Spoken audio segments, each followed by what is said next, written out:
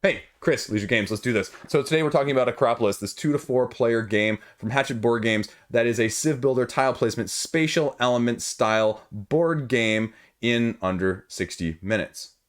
Is it right for you? How does it compare to other ones that are out there? And what do you need to know in about 5 minutes if I can do it? Ready? Set? Let's go.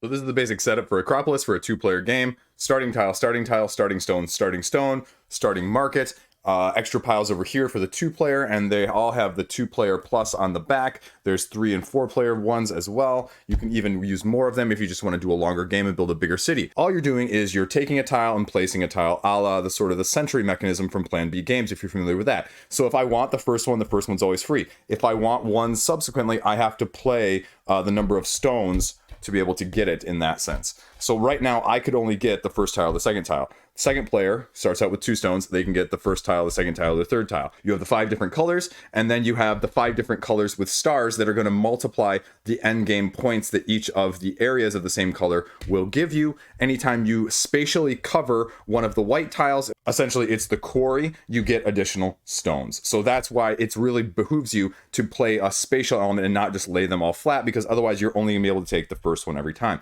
So here, for the first turn example, I don't want to spend my stone. I take this first one. Stars just have to be available. Blues, their special is they have to be touching. So then the second player goes, these all slide down. Now this one is free and they can take any of their choice, but it's still early, so I just want to get the stars, put the star in here. Yellow has to be isolated, sort of like Cascadia's situations where sometimes the bears want to be isolated or the falcons want to be isolated. Then this happens. Now see, if this one, in this case, these are both the same, so it's not really that big a deal. So we will just put this right here. Yellows want to be isolated again. And then now we only have one tile out here. So then you grab one of the stacks, put these next out. Now the second player goes first. Now they cash in the stone. They don't want the first one. They want the second one. So they go to the reserve, not to the player who grabs that one. They want the blue touching the other blue, its largest blue area. And then rinse and repeat. These slide down. Next player looks at it. We have similar stars, but they can't get it. So they're going to have to, again, go here. These are the same.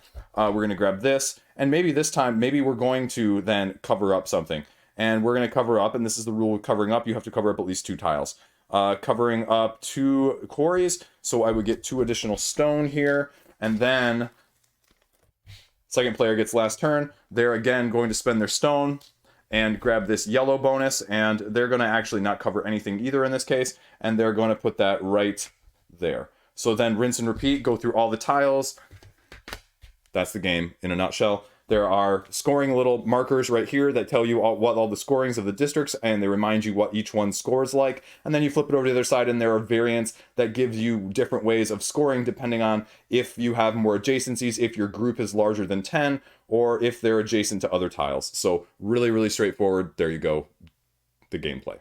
So you're probably looking at this and going, why is this game even worth talking about? We have tile placement games that are a dime a dozen. What does this one do differently? Why should I have this one in my collection compared to other ones? And I'll be frank with you, this isn't doing anything revolutionary. It's not doing anything that's going to blow your mind and you've never seen before, right?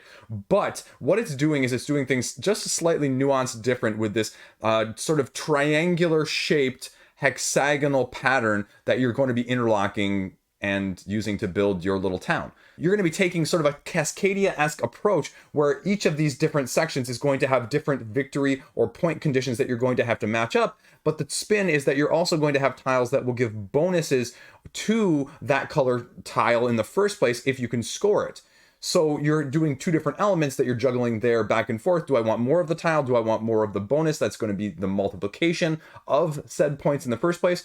Also, you have the spatial element of things, and that's really the tricky twist on things that gives this or sets this apart from other games. The closest thing I would compare it to is sort of like Tiny Towns, if you will. The spatial element of how you're trying to manipulate things, how you're sort of trying to build things in order to connect them, but also to keep them exactly where you want them for future reference or turns.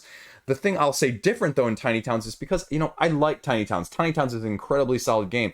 But when I look at Tiny Towns, when I play Tiny Towns, I don't feel like I'm necessarily having fun. I mean, that's really the lacking aspect. Like, it's a great barn burner analysis paralysis, combinatorial, situational game where you're never going to have the same thing twice.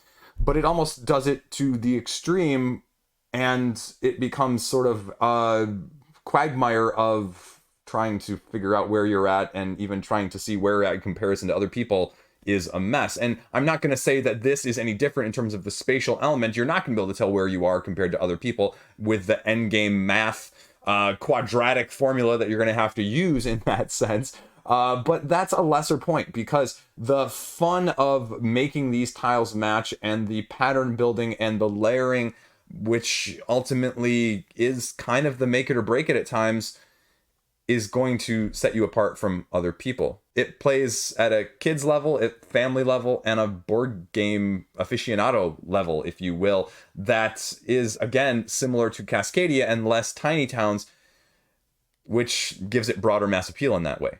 And I would say that the variants that they include for each of the scoring conditions of each of the different sectioned colored tiles is almost a must, because it forces people to diverge even or divest even further specialized to try to sort of maximize things out. And it just gives you more options in general. And that's what I like out of these light style games, right? I don't like being pigeonholed into having to do one strategy in order to win. I like the more tactical nature, and the turn by turn action is fast. Grab a tile, place a tile. The one thing I'm not always a big fan of, and this kind of goes along with this mechanism in general, is if I want this tile so many spaces over, I'm going to have to pay so many resources. I hate that mechanism in Century Golem or Century from Plan B Games. I just do not like that one, and I don't think that mechanism works well across the board.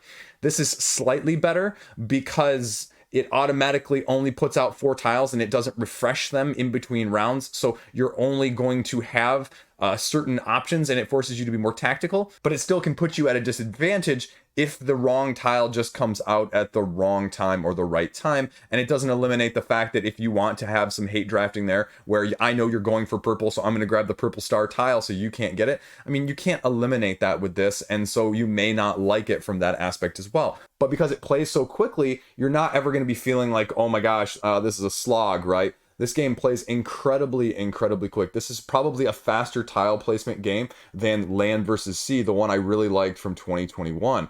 Now, again, it's doing stuff differently in terms of the pattern matching and the building than Land vs. Sea, but it plays quicker than that, especially using the variants, because the variants are just endgame scoring conditions that are going to tweak how you can score certain areas, not adding additional rules, which is another nice compliment. All in all, it's a solid tile placement game. Again, it's not doing anything revolutionary. It's not going to blow your mind, but the basement is really, really high on this one, even though the ceiling is not quite as high as maybe a game like Tiny Towns, if you really love it from that aspect, with some of the conditions that it can bring or the expansion content that can go along with it. All in all, a solid offering. It's a real contender for one of the sleeper hits of the year. I could see this also ending on people's top 10 lists as well, just depending on how big of a fan this type of mechanism and genre they are in the first place. That's sort of where things stand. Right now, it's a keeper in the collection. Will it last the test of time? That's really the unknown at this point, because of the competitive nature of things like this, as well as going up against things like Babylonia, which is a little bit longer. But I will say that I will prefer that one over this, but this may edge out things of like the Tiny Towns, Land vs. Sea, Carcassonne-esque vibe as well.